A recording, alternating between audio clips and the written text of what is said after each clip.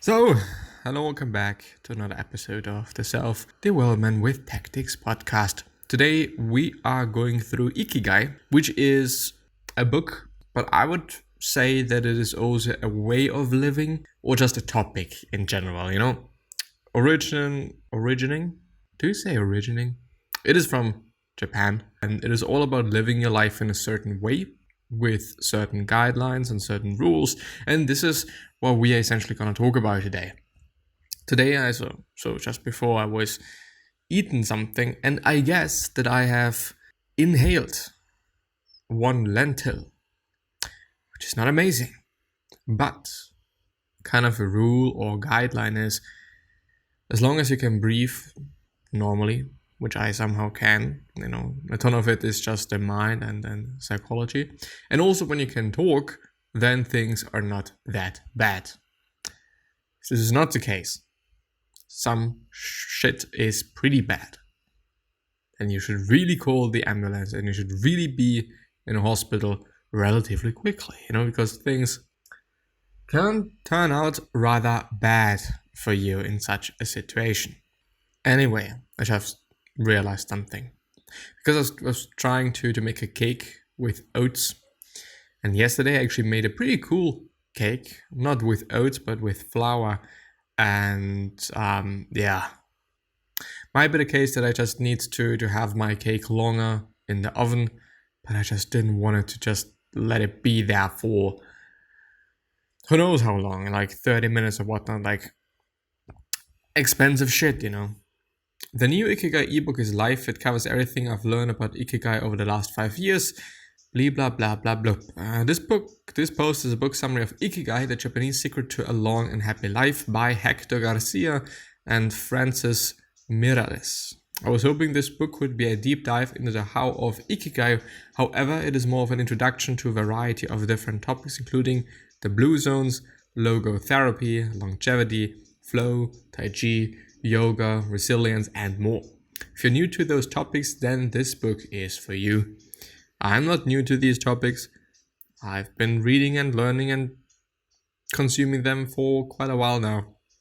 But I don't know. Like I originally also didn't want to go through that book because I already have a ton of assumptions what it is going to be about, and I do not want to waste my time and your time. But now we are here. Quick summary of the book Ikigai, the Japanese secret to a long and happy life. As mentioned above, this book covers many topics related to the art of living. The authors define Ikigai and the rules of Ikigai. They conducted a total of 100 interviews in Ohimi, Okinawa, to try to understand the longevity secrets of centenarians and super centenarians. Whatever this actually is, a person who is 100 or more years old. I see. What do Japanese artisans, engineers, Zen philosophy, and cuisine have in common? Simplicity and attention to detail. The authors of this book wish you a long, happy, and purposeful life. And I would actually indeed underline and emphasize especially purposeful life. I would say that a purposeful life, even if it might not be that long, because this may not necessarily be influenced by purposefulness, is still a really, really good life, and you're still gonna be happy, at least at my point of view, because purpose is one of the most important things there is in fucking life, as I had to notice. Japanese life purpose, Ikigai. The first point, so this is what Ikigai is all about. First, what you love. Second, what you are good at. Third, what the world needs. And fourth, what you can be paid for. And all of these things combined make up Ikigai. And what I'm seeing there is having a profession that indeed focuses on all of those four things, or includes all of those four things. You really love to do it. You're really good at it. They might be kind of correlated. Something that is definitely not correlated to that is that the world also needs it. Somebody needs it. And you also get paid for that. Just because the world needs it doesn't mean that you're gonna get paid for it. Chances are a bit higher than when it is something that nobody needs. And does also not necessarily have to be the case that the world needs it just because you are able to do so, even if it is in a very, very, very well way. Anyway, what is Ikigai? In Japanese, Ikigai is written by combining the symbols that mean life with to be worthwhile. Translated roughly as the happiness of always being busy. Note, I believe they mean busy in the sense of living a full life versus busy life. There is a passion inside you, a unique talent that gives meaning to your days and drives you to share the best of yourself until the very end. If you don't know what your Ikigai is yet, as Viktor Frankl says, your mission is to discover it. Note, Viktor Frankl is the author of Man's Search for Meaning. Thank you. Our Ikigai is different for all of us, but one thing we have in common is that we are all searching for meaning. When we spend our days feeling connected to what is meaningful to us, we live more fully. When we lose this connection, we feel despair and just bad, and it feels like that. No. Anyway, where have I stopped? When we spend our days feeling connected to what is meaningful to us, we live more fully. When we lose the connection, we feel despair. Our Ikigai is hidden deep inside of us, and finding it requires a patient search, according to those born on Okinawa, the island with the most centenarians in the world, or centenarians probably, because century. Yeah, anyway. Our Ikigai is the reason we get up in the morning. Want to discover your Ikigai, pursuing it and nurturing it every day will bring meaning to your life. They have an important purpose in life, or several. They have an Ikigai, but they don't take it too seriously. They are relaxed and enjoy all they do. One thing that everyone with a clearly defined Ikigai has in common is that they pursue their passion no matter what. 10 rules of Ikigai. Stay active. Don't retire. Take it slow. Don't fill your stomach, which at first really does not have anything to do with the other two and maybe some others that I'm gonna go over. Surround yourself with good friends. Get in shape for your next birthday. Smile. Reconnect with nature. Give thanks. Live in the moment and follow your Ikigai. There once again from the book Ikigai, there blah blah blah blah blah. Ikigai book highlights stress and existential crisis. Many people seem older than they are. Research into the causes of premature aging has shown that stress has a lot to do with it. The American Institute of Stress investigated this degenerative process and concluded that most health problems are caused by stress. But the negative one, because there is also positive stress.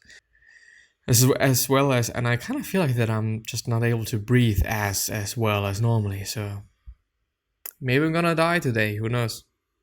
But I'm gonna go for a bike ride, which might be my Ikigai, to be honest. It's always fun, it really is, you know. Working out is good stress for the body because it leads the body to adaptation. It forces the body to adapt and do something, you know.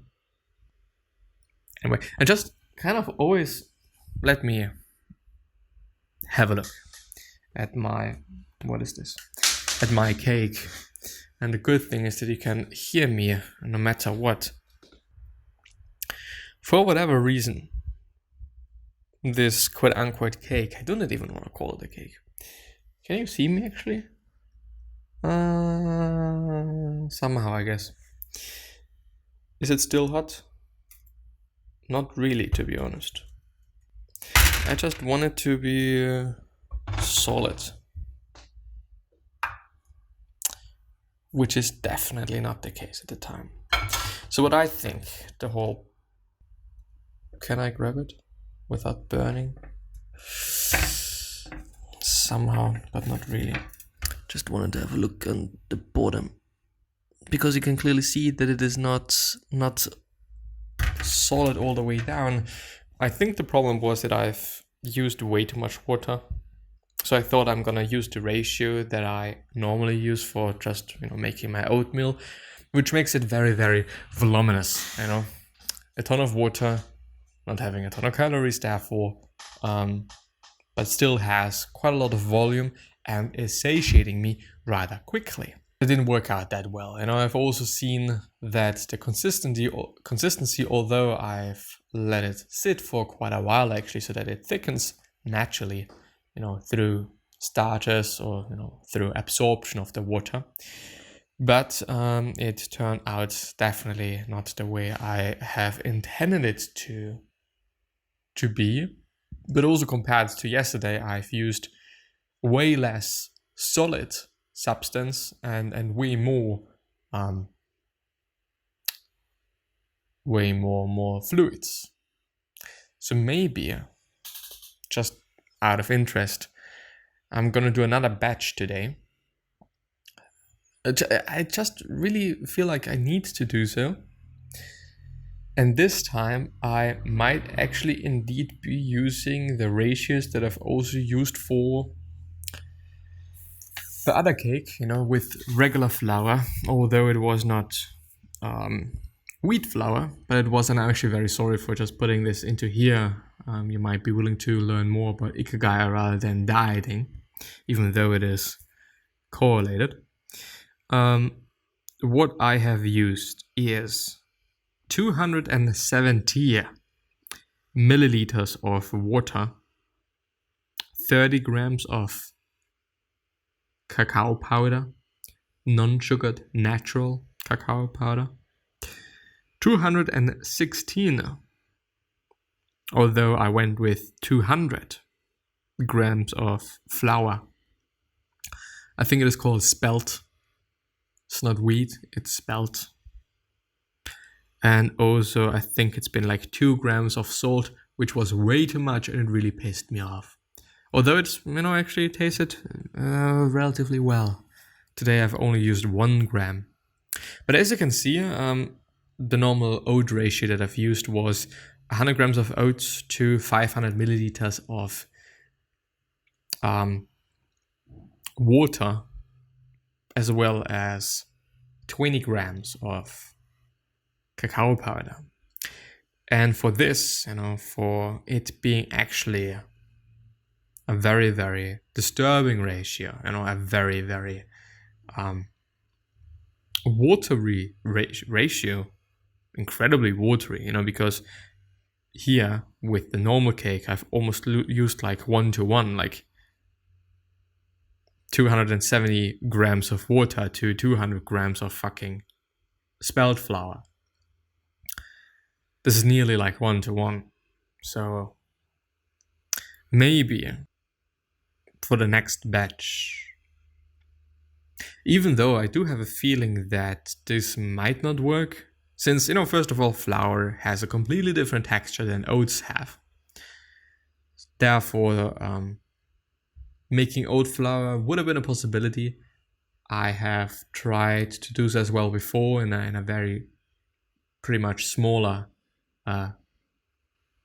Anyway, I actually want to talk about Ikigai, not cooking and baking a fucking cake. The American Institute of Stress investigated this degenerative process and concluded that most health problems are caused by stress. Existential crisis, on the other hand, is typical of modern societies in which people do what they are told to do or what others do, rather than what they want to do.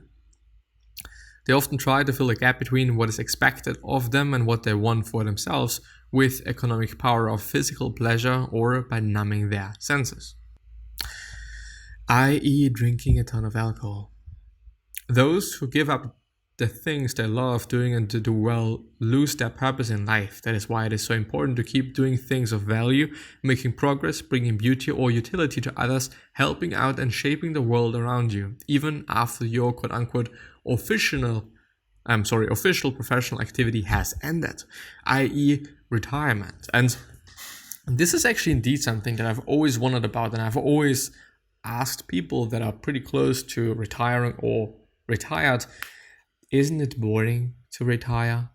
Isn't it boring to just not have to work? And most people say like, no, not really. You know, they're gonna find enough things to do. But my grandpa, whom I've also asked whether he felt that way, he said that he really loved his job and he really liked it, and it really actually also took him a long while until he finally was able to retire, because he and you know, in the end it was kind of forced because of health reasons. But he said at first it was strange, you know, because this has just always been his life. He even worked on Saturdays. He's actually been quite a hardworking person in general. Of course, you know, I don't know the details, and I've also been told certain things that really do not underline that statement, but still pretty hardworking. And then he did a really good job at what he was doing actually as well, I guess, I assume. And well, the whole point is he at first said like, you know, he really liked his job, and it's been difficult at first, but he is getting used to it. You know, he's getting used to just, you know, not having to deal with these things, and he's also slowly but surely seeing the beauty in not having to think about work. Yeah. Morita Therapy, which is going to be the last thing that I'm go over today. Many Western forms of therapy focus on controlling or modifying the patient's emotions. In the West, we tend to believe that what we think influences how we feel, which in return influences how we act. In contrast, Morita Therapy focuses on teaching patients to accept their emotions without trying to control them, since their feelings will change as a result of their actions. Logotherapy and Morita Therapy are both grounded in a personal, unique experience that you can access without therapists or spiritual treatments. The mission of finding your Ikigai, your existential fuel, once you find it, it is only a matter of having the courage and making the effort to stay on the right path. And also not flow. It is actually very interesting. I also believe that our thinking heavily influences how we feel and therefore our actions. But it also really depends on what you mean as action. You know, of course, if you're feeling bad about you being overweight and you just deal with your emotions and just try to, through that, change your actions, well, I don't know if it would not be way easier and smarter, especially smarter, to just change your actions so that you're able to lose weight, which is in return going to change the way you think about yourself or think about whatever it might be about. I don't fucking know. It's difficult. You know, it's really rather difficult. But something that I want to say, and I might try, because I still have to think about my cake, I might be just freezing it. Then it is indeed hard. Or hardened. Whatever. Anyway, I hope you do inform yourself a little bit more about Ikigai as well, and I'm going to see you the next time. So